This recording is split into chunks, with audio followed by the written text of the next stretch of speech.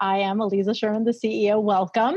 That is Emma Chasen. Emma, what do you say your title is? Sure. So since I've kind of fully been working on my new business now, Eminent Consulting, I just call myself a co-founder, but for the longest time, I called myself cannabis educator and consultant. Such education was, and still is, my top priority for this industry. That's what I've been calling you, so I'm glad that you said I've been calling you a cannabis educator. Perfect. And a consultant. Okay, excellent. So we put the video on at first just to say hello to everyone. You can see that we are here, we are real, and I will now be turning off my video. Emma will turn off her video because we will bring up some slides and just get started. So one moment.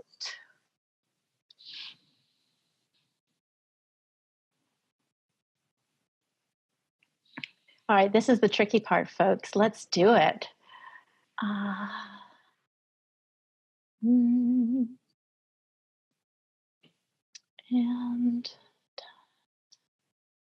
I wish there was a much smoother way, but I think I've got it.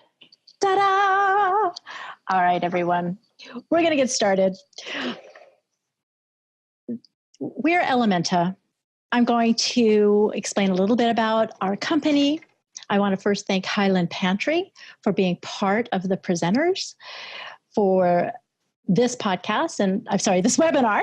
And every webinar that we do, we bring in a sponsor, a company that's really engaged in educating and wants to get good information out there about cannabis. But this is our content, and in this case, it's going to be a lot of Emma's content. So I want everyone to know that even though we have sponsors, we are clearly creating this content that is unbiased, that it has to do with our experience. We will be doing some webinars coming up soon with brands, and it'll be co-created content. So we'll always be very transparent about that for you. Highland Pantry. Who is Highland Pantry? Well, let me tell you. Highland Pantry is a new brand out of California, an edibles brand. It's actually a microdosing brand. I guess that's how I would say it. They're launching with some low-dose CBD mints. And the categories are mini, which is a really microdose, midi, and more. And I think the THC dose on each one of these, very high CBD, but the THC is like 1.25, then 2.5, and then 5 milligrams. So it's perfect for anyone who's just easing into trying microdosing cannabis and who are real believers in the power of CBD, which you're going to be learning a lot more about THC and CBD in a moment.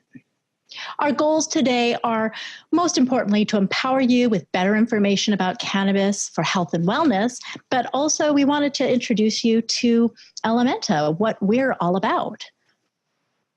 Before we go any further, make sure you stay till the end to find out who is the winner of these two gifts. One is the Giovanna Women's Formula CBD Herbal Tea. And the herbs I just read are ginger, turmeric, and echinacea, along with CBD. So it's a really nice blend. I'm actually sipping it right now. And MJ Lifestyle is going to send the winner a couple of issues of their limited edition, absolutely gorgeous magazine. So those are some giveaways. Now, to tell you a little bit about Ellementa, our mission started as educating women specifically, about cannabis for health and wellness. And the reason we chose women, besides the fact that we're women and we were searching desperately for information about cannabis and for our lives, is because women also make the biggest decisions about what medicines and what health and wellness products come into the household.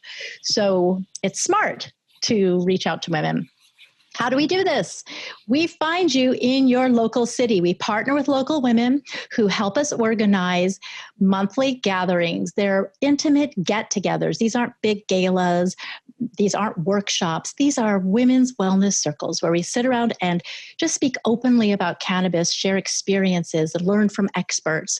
and talk to brands. We also try to identify quality products from companies that we feel that we can align with.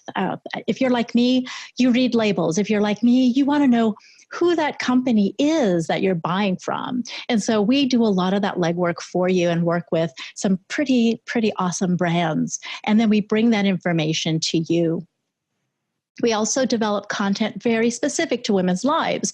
So it's not just edibles, it is how do you find healthy edibles, or what do you tell your kids if you're taking cannabis as medicine, or how do you deal with menopause and the symptoms, and can cannabis help?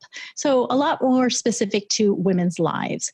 So that's a little bit about what we do, but I do want to also mention that I have a book coming out June 2019. This is my 12th book, but my first book about cannabis. So it's Cannabis and CBD for Health and Wellness, co-authored with Dr. Junella Chin. All right.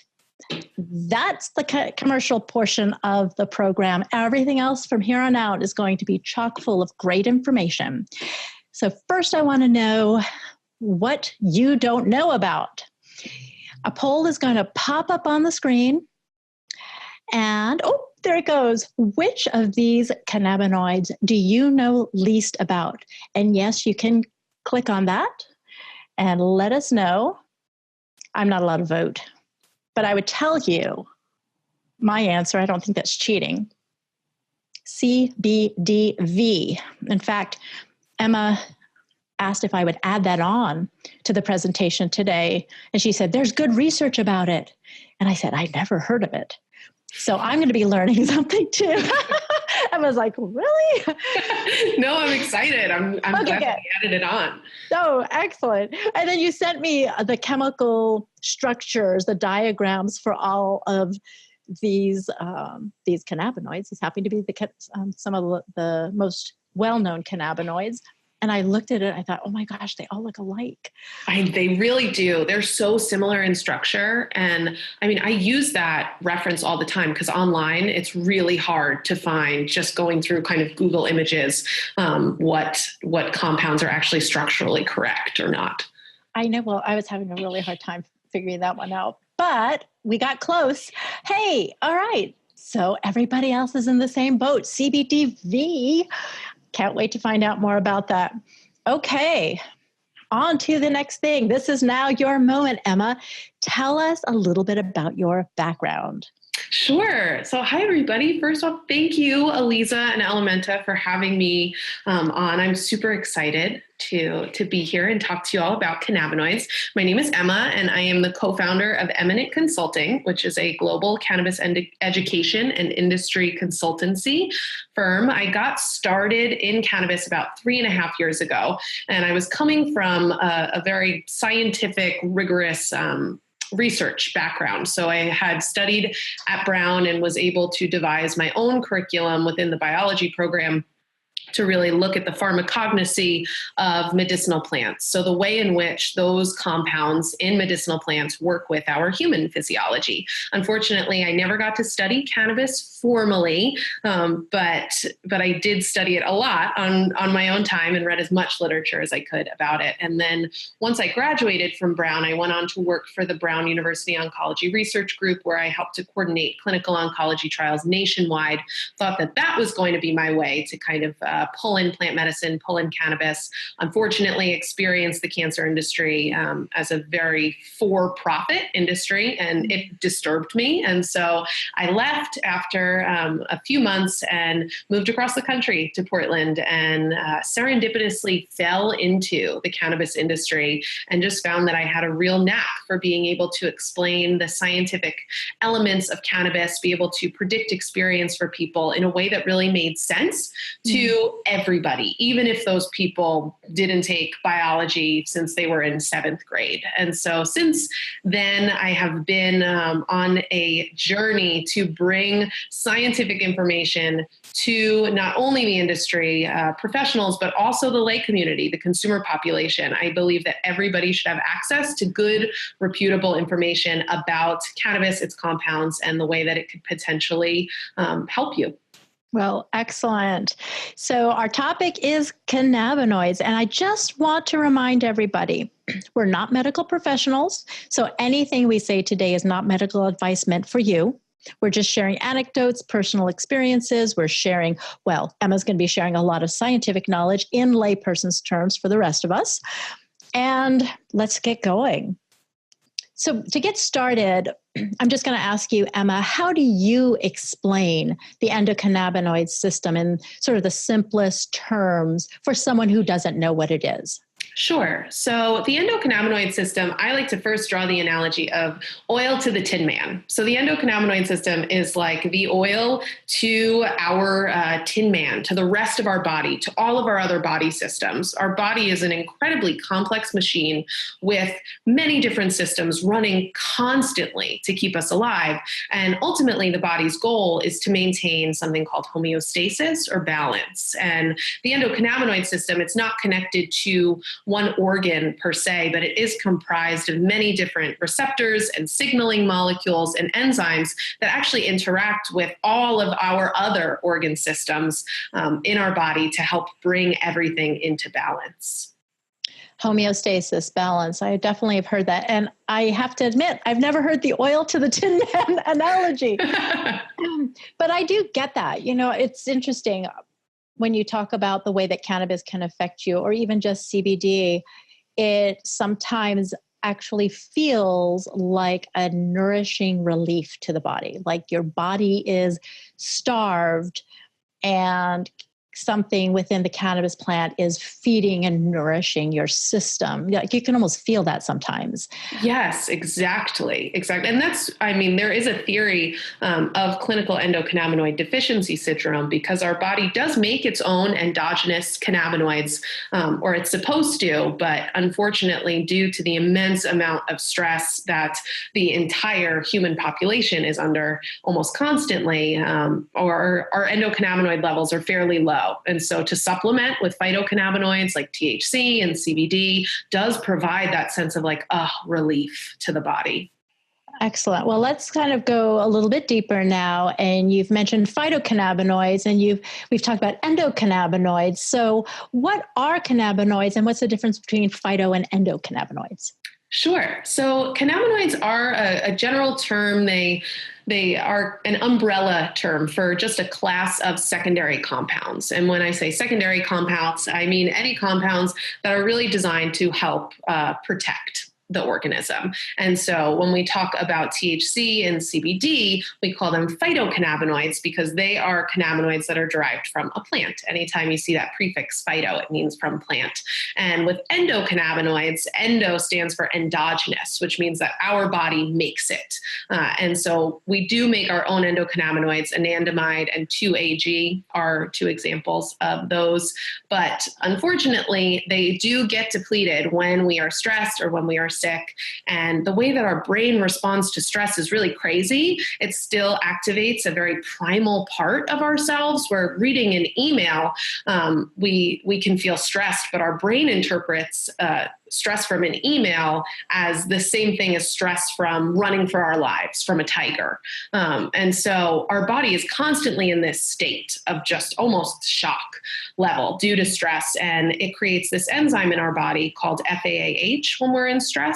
And FAAH, unfortunately, will degrade endocannabinoids. And so as soon as our body makes anandamide or 2-AG to help promote that balance, to help engage our endocannabinoid receptor system, this FAAH molecule produced from stress immediately attacks it and degrades it. And that's why phytocannabinoids are so helpful to supplement with.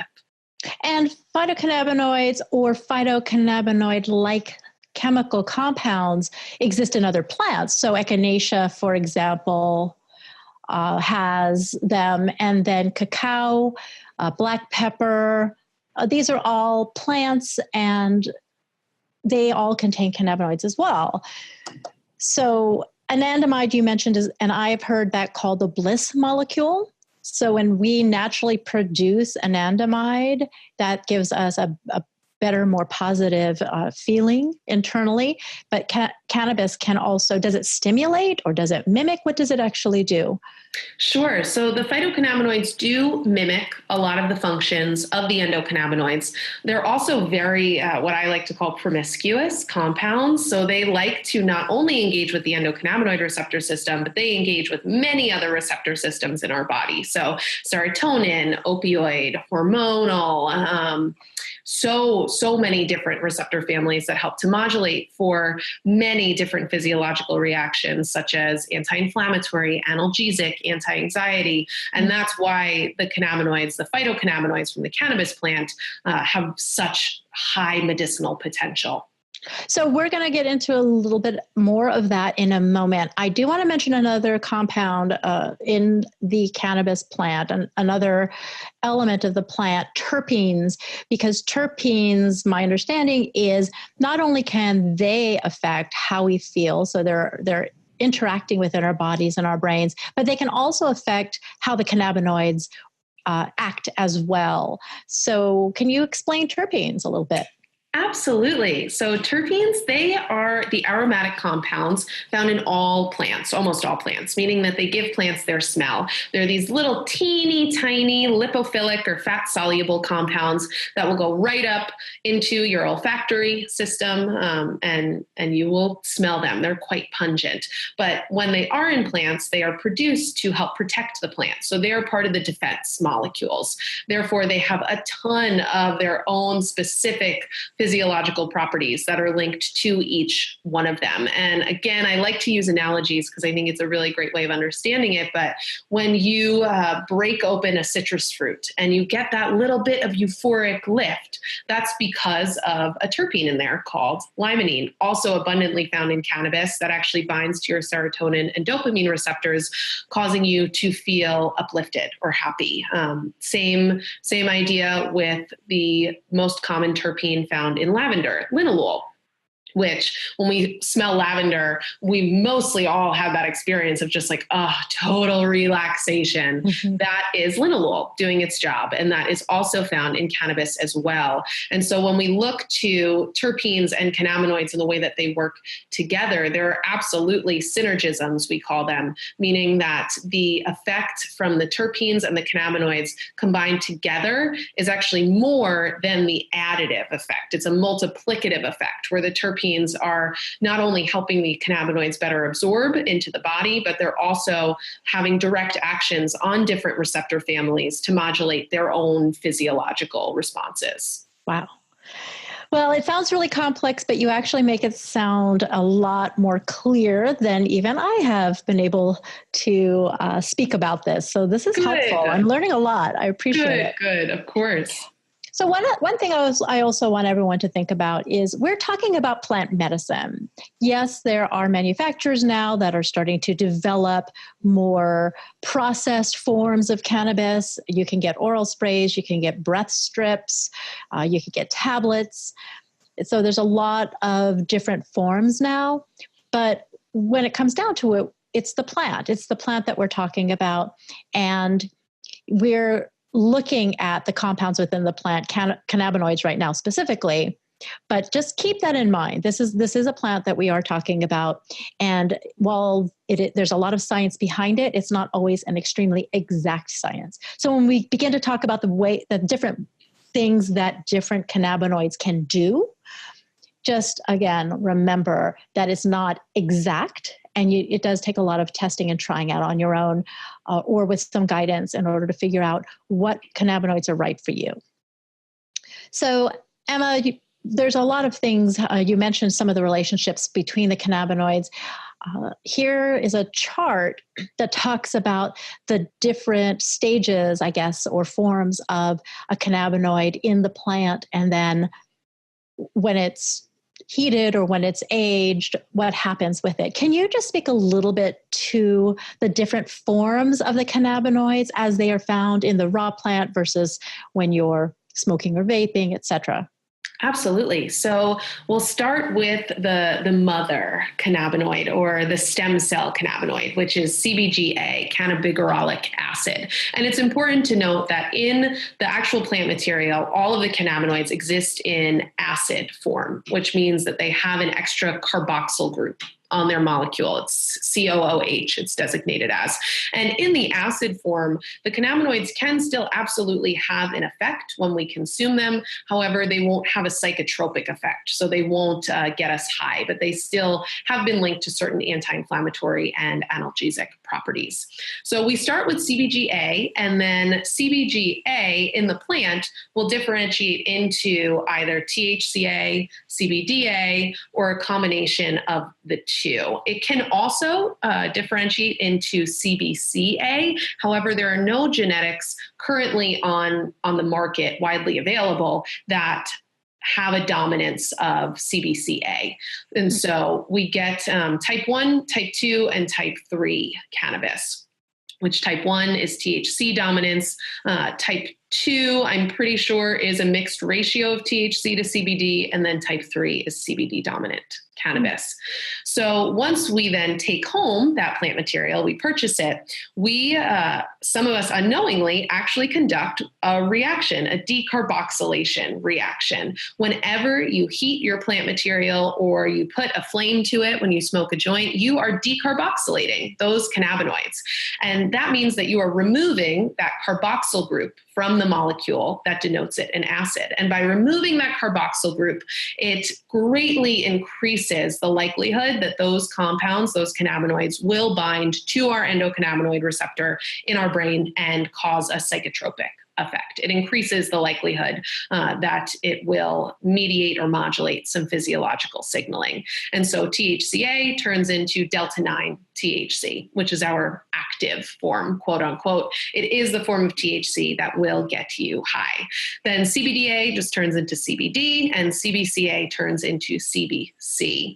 Now, when those decarboxylated cannabinoids are exposed to oxygen and photons of light, then they age. And so delta 9 THC, for example, turns into CBN.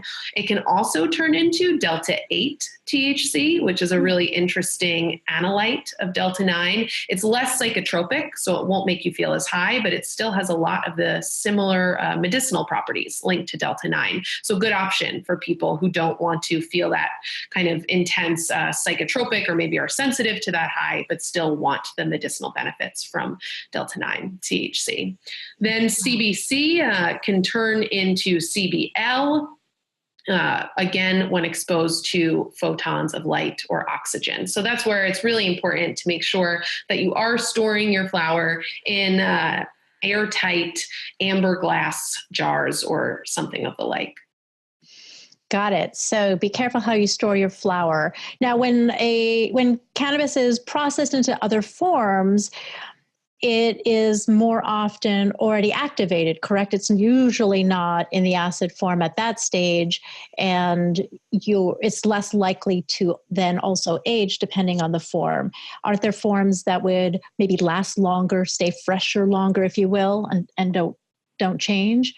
Definitely, yes. So you can conduct a decarboxylation reaction just by heating the plant material. You don't have to put flame to it, and you don't have to vaporize it. And so many people who make edibles will bake their flower at a certain temperature dependent on each cannabinoid for a short amount of time to, quote unquote, activate these cannabinoids. And once you then conduct your decarboxylation reaction by baking off your flour, and then you infuse it into your solvent, be it an alcohol or a glycerin or some type of fat, then those compounds become very shelf stable. Again, you want to keep it in a cool and dark place, but if the cannabinoids are suspended in oil, then, or alcohol, any type of solvent really, then they will last for much longer than they would in the raw flour form. Excellent. Yeah, that's always good to know. So what do they do exactly? So the endocannabinoids, how are they interacting? And I think the next thing we'll really talk about is the what you call the ensemble effect. So we'll get there in a moment. But are they binding? What do they do?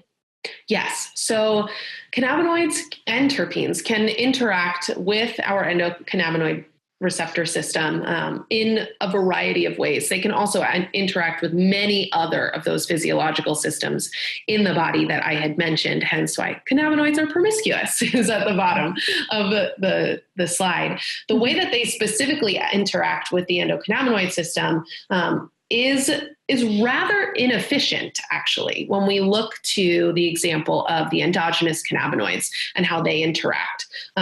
For example, THC and CBD, the two major cannabinoids that are in most products nowadays, they can actually only bind to the CB1 receptor. So in our endocannabinoid receptor system, it's also important to note that we know very little about this system. We are only beginning to really uncover how it works with our body and where all of the receptors lie. We only know for sure of two receptors that belong to this system, CB1 receptors and CB2 receptors. Our CB1 receptors are in our brain. And so they modulate for psychotropic activity. So they're the ones that make us feel high. And they also modulate for inflammation and pain and anxiety. Then we have our CB2 receptors, which are found throughout our body, mostly on our immune cells. So they help to modulate our immune functioning. They help to modulate for the histamine response as well as inflammation. And again, THC and CBD actually only really bind to the CB1 receptors. And even then, the way in which they bind is very dependent on the other, which absolutely would speak to the ensemble effect. So let's get there. The ensemble effect. What is that? Because I thought it was called the entourage effect. Yes. So this is a recent development, and it's very much just kind of nomenclature vernacular. So if you call it the entourage effect, I definitely will not fault you. But scientists came out recently and they said, you know what, the entourage effect sounds like it's like the other compounds are just like THC's entourage and THC is leading the pack. And that's not true. It's really equally distributed responsibility among all the players. And so THC is not the superstar that has the entourage. It's truly an ensemble cast that's making all of these physiological reactions happening. And so that is why we now call it the ensemble effect in the scientific community. Again, entourage effect is just fine. But the theory of the ensemble effect is that all of the compounds in the cannabis matrix are working together to produce the most medically efficacious response. So all of those compounds do have synergistic properties among each other, which again, a synergism is defined as more than additive. So if I put THC and CBD together, they won't just be the sum of their parts. They'll actually be a multiplication of their each individual effects. And when we look to the way that the cannabinoids bind to our receptors, it's a perfect example of the ensemble effect. So for example, our CB1 receptors, primarily found in our central nervous system in our brain, THC binds to the main binding site of that receptor. So it binds, it chunks in there like a key into a lock and helps to turn on many different responses. Some of those include an anti-inflammatory response, a pain-relieving response, but also a psychotropic response, the high that can be associated with more negative side effects, such as anxiety and paranoia and elevated heart rate. CBD, on the other hand, actually cannot effectively or efficiently bind to either the CB1 receptor or the CB2 receptor. The only way that it can bind to our CB1 receptor, to our endocannabinoid system, really is if THC is already bound to that main binding site on the CB1 receptor. So when THC is in there, like the key is in the lock, it actually turns the receptor to open up a secondary binding site on that same receptor that CBD can then come in and bind to. And what happens when both of those compounds are bound to that same receptor is that your psychotropic activity turns down. So the volume on the high turns down, which also helps to turn down any of the more uncomfortable side effects associated with that high. And on the other hand, it turns up the medicinal properties. So you get more pain relief, more anti-inflammatory action, et cetera. So this is why a lot of people say that you really need at least a little bit of THC for the CBD to do way more that it's capable of doing, and that CBD can be used if you take too much THC to pretty much instantly bring that high down a couple of notches so you feel more comfortable. So It's like two different things. So put that THC in there so CBD works better, and CBD can mellow that THC high. So you've used the word psychotropic, and this is something that I had pointed out as we were planning this webinar. Psychoactive or psychotropic. So my understanding is that, and this is something I heard Dr. Ethan Russo say in an interview, psychoactive, all of these cannabinoids can be psychoactive, or many of them, the ones that affect your brain. But by affecting your brain, often it's neuroprotective qualities. It's protecting your brain in some way. And psychotropic is altering your mind's perception. So the accurate thing is THC is psychotropic. CBD is non-psychotropic because both are psychoactive. And this is one of those things that, again, everyone's going to say, CBD is non-psychoactive. Well, the truth is CBD does protect your brain. It does affect your brain. So just understanding the use of why we're saying psychotropic versus psychoactive. And now on to some real specifics about some of these cannabinoids.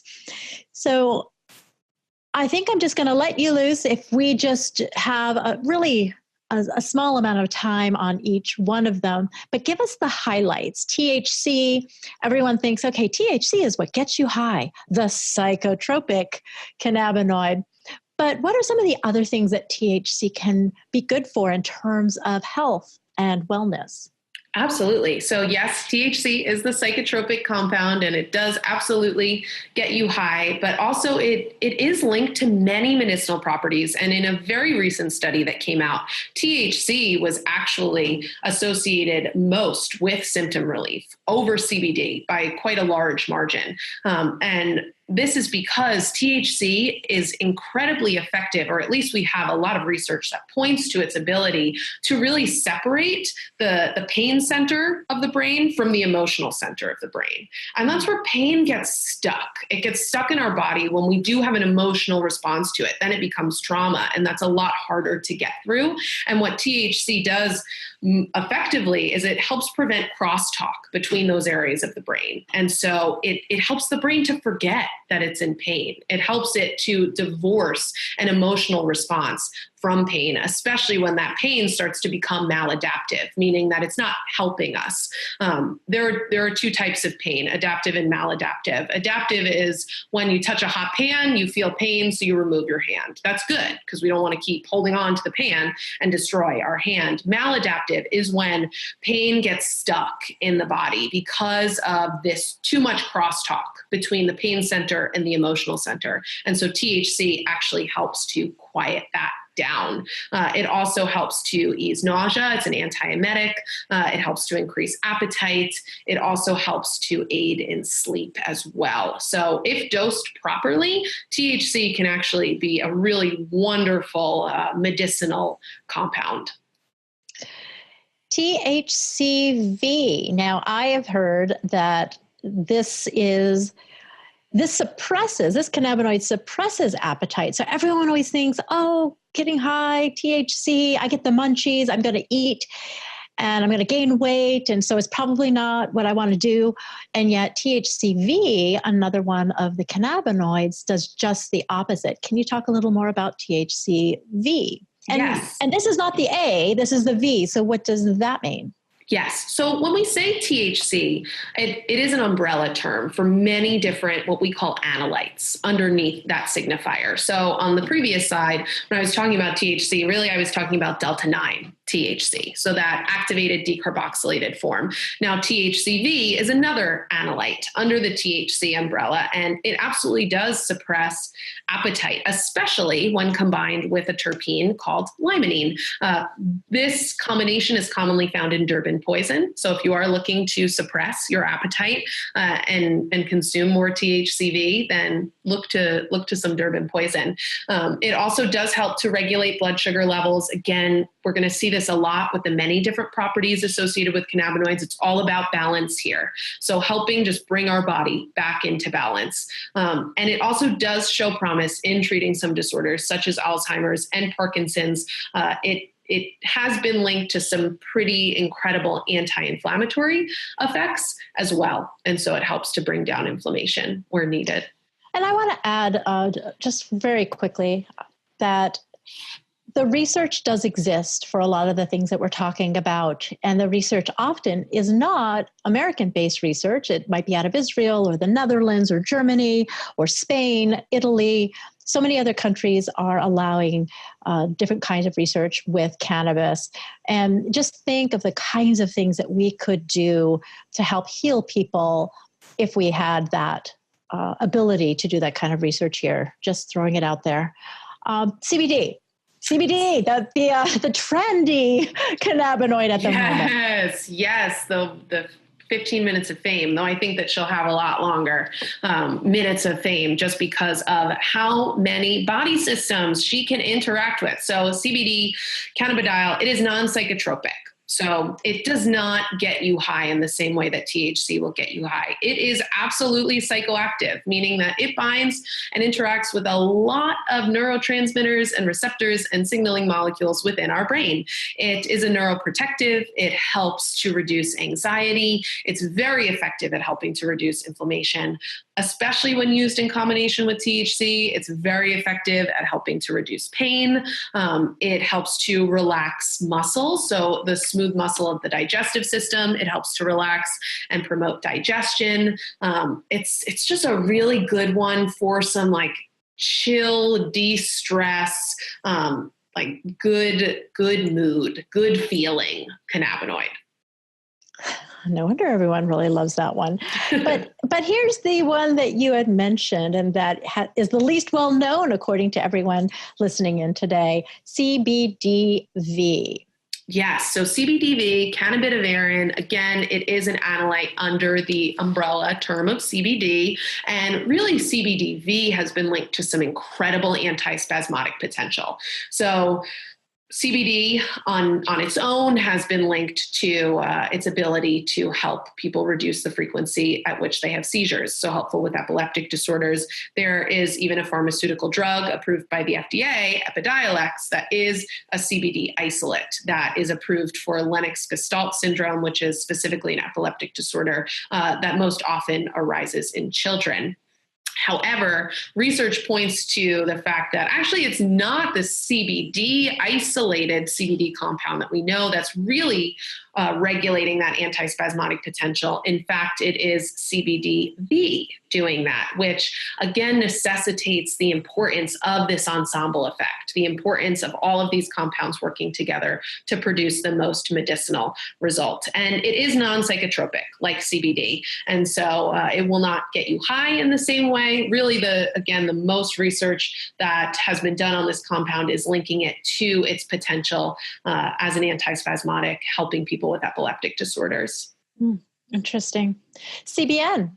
So CBN is the oxidative byproduct of THC, meaning that when delta-9 THC is exposed to photons of light and oxygen, that it will turn into this compound CBN. So if you've ever had weed that's just sat out on your table, on your coffee table for way too long, and you went back and smoked it, and you just kind of felt like a little groggy and still high, but just like really sleepy, it's probably because you smoked a bunch of CBN. It's a sedation compound, so it does really help to put people to sleep. It also has potential to reduce convulsions, to act as an antispasmodic. It also has antibacterial potential. And so it has been used topically to help treat infections such as MRSA, staph infections, and it can stimulate bone cell growth as well. And as I mentioned, it is slightly psychotropic. It will make you feel high, but it'll just be that kind of like groggy, super sleepy experience. Interesting. CBG. CBG. So CBG, mark my words, is going to be the next hot cannabinoid. Once CBD's kind of 15 minutes of fame are over, CBG is the next one in line. There has actually been a ton of research on CBD that not only is coming out of Israel, but also Italy, that really looks to its potential as an effective treatment in the management of Crohn's and IBS. It's really shown a lot of potential in being able to reduce the inflammation of the smooth muscle, specifically in the digestive system. It also has some big promise in its potential as an anti-cancer agent. So there is some really exciting research happening in the world, mostly in Israel, that's looking at CBG as a therapeutic potential for people who are undergoing chemotherapy. Oh, wow. And finally, we've got CBC. CBC. So CBC is the least loved cannabinoid, cannabichromene. And this is just because, again, there are no real solid genetics or solid cannabis varieties that produce a high level of CBC yet, but definitely coming. CBC is linked mostly actually to being able to relieve anxiety. So it does help to improve mood, also helps to relieve pain, reduce inflammation, and it does have, again, some anti-tumoric potential in its ability to arrest the cell cycle or stop the cells from regenerating, which is what happens in cancer. And it's non-psychotropic, but definitely psychoactive in that it binds to a lot of, or it has ability to interact with a lot of different molecules in the brain, again, helping to create that kind of anxiolytic or anti-anxiety experience. This is a lot of really great information. I'm going to do a quick sum up and then we're going to open it up to questions. So make sure you type in your questions and we will get to you as soon as we can and hopefully get to as many as we can. But first, some quick references.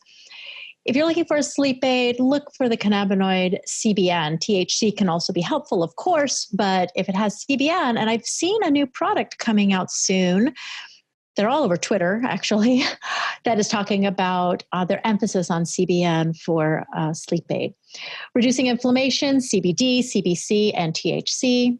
Reducing pain, THC, CBC. And remember, too, because of the inflammation is often the cause of pain, if you can reduce that inflammation, it can help with pain as well. If we're talking IBS or Crohn's, THC, CBD, CBG. Suppressing your appetite, THCV, but easing nausea or increasing appetite, THC, and then antispasmodics, CBDV and CBD. And how do you get the right cannabinoids? You look at test results, you read the product labels, and also remember to check out the terpenes as well. More and more manufacturers, producers, and retailers are looking to give you the information because you're the consumer that is becoming more educated and you're asking all the right questions now. And so you're going in with more information. So take a look at the products and look for the test results of flower, for example, to see what your percentages of various cannabinoids are. And again, checking the terpenes because they can affect what those cannabinoids are doing and understanding your terpenes as well. We'll have a webinar soon on terpenes specifically. And remember, cannabinoids are part of what makes cannabis medicine. So knowing the cannabinoids, what they do, and how they interact with your body and your brain can help you pick out products, including flower, that could be more beneficial to you. And not all cannabis flower or products are the same. So check those results, check the ingredients, see what other herbs also. So a lot of these CBD products, for example, add herbs.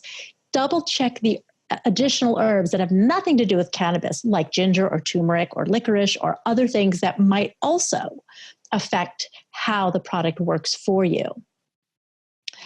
So now we're getting to the questions, the Q&A portion, and we bring up the video now. So let me Let me escape from the slides and turn the video back on. And Erica, you're going to be bringing us a couple of questions now. Yeah, is that true? This is totally true. And we have really good questions. Everyone has been listening intently to all of this incredible information. So let's just start with the first one. Amanda is asking, can you also speak to CBDA and THCA? This was one of the first questions. So maybe just circling back to those acid pieces, maybe? Mm-hmm. Sure. So CBDA and THCA, they are the raw cannabinoids, as we call them, because they are found in the raw plant material in the flower. They do have medicinal properties. And actually, if you ingest them orally, they're more bioavailable than their activated forms will be, quote unquote, activated. This is because that extra carboxyl group on its molecular structure makes it a little bit more water soluble. And so without getting too much into the mechanisms of digestion, when something is water soluble, it can bypass what's called first pass metabolism, meaning it doesn't go through your liver.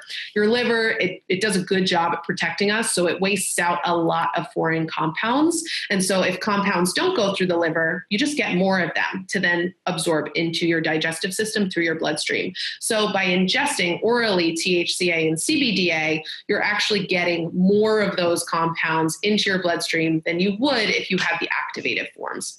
Now with the acidic forms, they won't effectively bind to your endocannabinoid receptors. However, there is a lot of good research that's linked to their ability to interact with other factors in the body to regulate inflammation specifically. And so this is where like juicing cannabis leaves is a great idea just for general health and wellness. That's a great way to consume acidic cannabinoids, and it should help reduce inflammation. Excellent. Next question. Let's fire them out. Okay. Will CBD help with attention deficit disorder? Good question. I actually did a big research project today for a client on mental health and cannabis. So this is perfect. CBD has been linked to some ability to help attenuate focus. And for some people, again, what Aliza mentioned in plant medicine is so important that it is highly personalized. And so it will absolutely take you to really feel empowered to experiment with CBD. There is some research that links CBD to an ability to help improve focus, but ultimately, of course, it will be up to your own experience. Okay.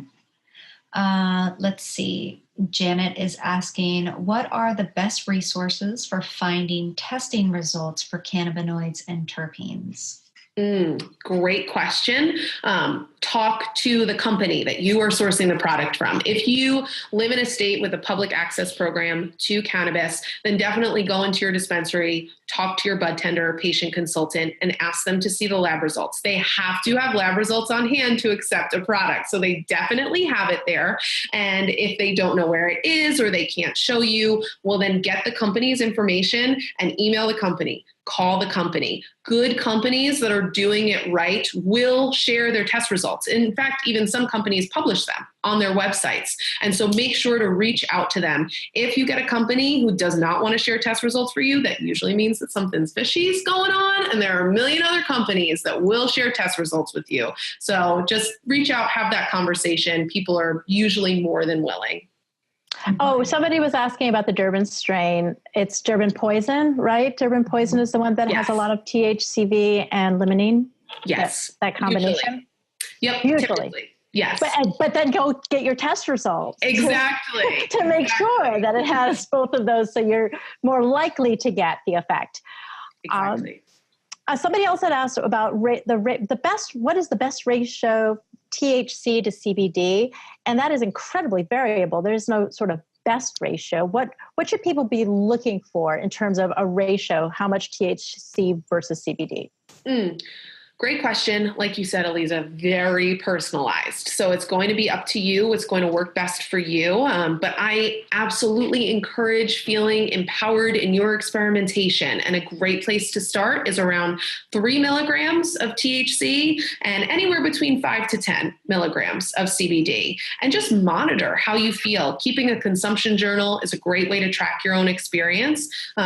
You are the best person to figure out what works for you. And we can absolutely give you guidelines to make sure that you're avoiding an uncomfortable experience, but it will take some incremental dose increase as well as dose reduction if needed to get to that sweet spot that is really only going to work for you. And so start with 3 milligrams of THC, coupled with somewhere between 5 to 10 milligrams of CBD, see how it makes you feel, note your experience, and then at the next time of consumption, so meaning maybe the next night or the next day, try again. And if you felt like you needed more THC or more CBD, increase the THC by 1 milligram increments, increase the CBD by anywhere between 2 to 5 milligrams.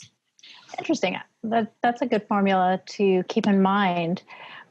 Next question. So along the same lines, can you discuss the change in response? It keeps moving. Hold on. Can you discuss the change in response to tolerance levels with long-term use and how to navigate that? Yes. So fun fact, we do develop tolerance to THC's psychotropic effects, but we do not develop tolerance to THC's medicinal effects, which is amazing for people who do not want to experience the high associated with THC. It means that we can do a regimented dose increase, building tolerance to the psychotropic effects while not building tolerance to the medicinal effects, and get patients to a relatively robust dose with having them not feel any of the psychotropic side effects, which is awesome. That being said, not so awesome if you're somebody who is using THC specifically for the psychotropic effects. Also good news, though, is that all it takes is 48 hours. So if you feel like your tolerance is really building, and that will be personal to you, it's personal to everybody, how quickly we build tolerance. It also depends on how you're consuming, how often you're consuming, the percentage of THC you're consuming, et cetera. But just take a break for 48 hours. You could still consume CBD, but just refrain from THC. And when you go back to it, your tolerance should be reset and you should be ready to go. Next question is, does CBD work for other systems of the body without THC? If so, for what ailments? Totally. So CBD hits about, at this point, I believe it's around 15 receptor families in our body. One of those receptor families being our serotonin receptors. So it's really helpful for mood. It also hits our opioidergic system. So our opioid system, making it helpful for some just like generalized pain. It interacts with many factors in our body that regulate inflammation. So it's still good at reducing inflammation. THC is still very helpful or CBD is still very helpful without THC. However, THC just kind of like bumps it up a little bit, makes it even that much more effective. Fantastic. They're asking about the curing process of the cannabis plant, and does it affect levels of cannabinoids, as well as I've heard that where a plant is grown actually affects all the levels of cannabinoids and terpenes. Can you speak to that? Yes, absolutely. So cannabinoids and terpenes, they are the plant's defense molecules. So they exist when the plant is stressed. They exist to help protect the plant. Therefore, if a plant is grown in a very, what I call like bougie, cushy environment where they're indoors and they have just like the perfect nutrient blend and they don't have any access to pests or pathogens or other plants, they do not need to produce as many secondary compounds. They do not need to produce as many cannabinoids and terpenes because they're not threatened. Now, if the plant is grown in native soil, meaning it's actually planted into the ground, if it's grown outdoors, if it has exposure to other plants called companion planting, if it has exposure to pests and different pathogens, then it needs to bump up its defense line. because it needs to fight for its survival. And the full spectrum of the sun also absolutely helps to produce high levels of terpenes as well as cannabinoids. And so typically if you have an outdoor regimen with a very minimal nutrient regimen, again, you don't want to feed it a ton of nutrients. You want to kind of keep it exactly where it just needs to be, just enough. And it's planted around many other plants and has that kind of exposure to the natural ecosystem. It will absolutely increase the concentration of cannabinoids and terpenes. Now with curing, curing is arguably like the most important part of the process. And we call it kind of fumbling at the 100-yard line when people screw up curing. Typically, to retain cannabinoid and terpene concentrations, you want to keep it low and slow. So I can't really speak to specifics since that's not my area of expertise, but keeping it low humidity, relatively lowish temp, and just having a really slow, long cure to help fully develop out those cannabinoids and terpenes. So we are getting close to the top of the hour. We have a lot of questions that are really, really specific to certain conditions. I see thyroid disease. I've seen a lot of really specific conditions, and that's not exactly anything that we can address accurately at this time. But we will be reviewing all the questions that are in the queue, and over time producing more content to directly respond or finding experts in the different areas who can address those questions. So anything else pop out at you right now, Erica, before we move on to the last couple of points that we needed to make? You know, the one question that seems to be repeated and you know, I think it's just arming people with enough information to find the right path to go down is which strains are like specific to, say, they want to find more strains with CBG. How do they find that? So it's not just going to get the test results. Is there an aggregate or a platform or some way for them Are you talking about like a website or a resource that can reveal that? Yeah. Not at this point anything that I could recommend with a good degree of reliability. Really, when it comes down to these minor cannabinoids, it's very dependent on growing practices because there's such small concentrations.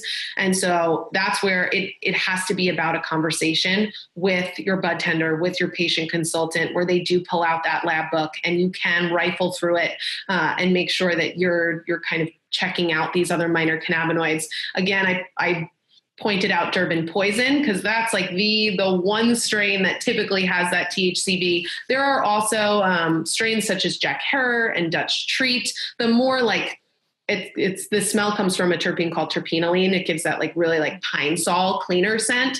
That's typically linked to a substantial measurable concentration of THCV. For CBG and CBC, those compounds, you absolutely need to look at a lab book because that will be way more dependent on growing practices. As time moves on, there will be so many more resources that can help point us to which cannabinoids, which terpenes are in which strain, but also consider the fact that as this industry keeps maturing, the manufacturers that are coming into play are extracting certain compounds or reinserting or bumping up certain compounds or isolating certain compounds. There's always a debate about whether you should have it isolated or take advantage of that ensemble effect. But there's a lot that this plant has that is medicinally beneficial, that has therapeutic qualities to it. And understanding the cannabinoids alone is only a piece of the whole puzzle. So I'm going to go back. Let's shut off our video real quick, go back to the last few slides, wrap this thing up. We have to pick a winner. I hope Melissa, maybe in the background, has picked that winner for us. And Erica, you grab your video off too as I go in to share my desktop again. And so it is the moment we've all been waiting for. Melissa or Erica, do one of you have the winner Drum roll. Da-da-da-da. Is that a yes? Is that a no? I turned off my mic. We sure do. We have a winner. Congratulations to Dana Rawlings. Dana Rawlings, congratulations. You are the winner. Ah, okay. Well, we will get in touch with you. We have your contact information. So, and if by chance you're located in Canada, we cannot ship the CBD tea to you. So if you're state-based, you can have both of the prizes. If not, we will end up picking another winner, just so you know. And everybody will receive a free ebook, 10 Things You Always Wanted to Know About Cannabis, but We're Afraid to Ask. We'll be coming out with some more ebooks in the coming months. And we will send you a recording of this. So anyone who popped out will be getting that. And anyone who's still here, you will get the full recording straight to your inbox. How do you stay in touch with us? If you're interested in what Ellementa is doing and you're looking to speak with other women who are going through a lot of similar things as you are and want to talk about cannabis openly, we have groups on Facebook, Ellementa.com/groups. You can find a list of those. And we have in-person gatherings, Ellementa.com/gatherings, to actually meet face-to-face in cities across North America. We're active in about 50 cities now. And any given month, 20 to 30 gatherings are happening. We've got a couple coming up this week, including on March 21st. We're doing a special event in San Francisco with Kaliva. And we've got downtown LA coming up this week. And we've got Atlanta coming up, I believe, this weekend. So many. I can't remember them all anymore. You can find us on Instagram, Facebook, Twitter, and Pinterest as @EllementaWoman. And here is next month's topic, microdosing for de-stressing. And our special guest expert, I just confirmed her, and what was her name? Melissa, do you remember? She's a doctor. And I just read about her and then emailed her today and asked her if she would be our guest after I read her amazing bio. And she said yes. But Dr. Jessica Knox. Yes, Dr. Jessica Knox, the CEO of the American Cannabinoid Clinics. So that's April 17th, same time, 6 p.m. Pacific. And last of all, thanks again to Highland Pantry. Well, not last of all, because I'm going to thank you too in a minute. But Highland Pantry, you'll be hearing a lot more about them from us and from me. It's the micro dose. They really do gear things more toward the mature woman, 50 plus, or anyone who just wants a little bit of the THC and a lot more of the CBD. So keep an eye out for Highland Pantry. Now, after this, you will be receiving a link to a wellness survey. Please take a moment tonight or tomorrow or sometime this week to fill out that survey for us. We really want to know your thoughts about cannabis, how you purchase it, why you use it, all of these things. And men are absolutely welcome to fill it out as well, because we love comparing the differences between how men and women use cannabis. Emma, thank you. Thank you so much for being here. Oh, of course. Thank you so much for having me. It was such a pleasure.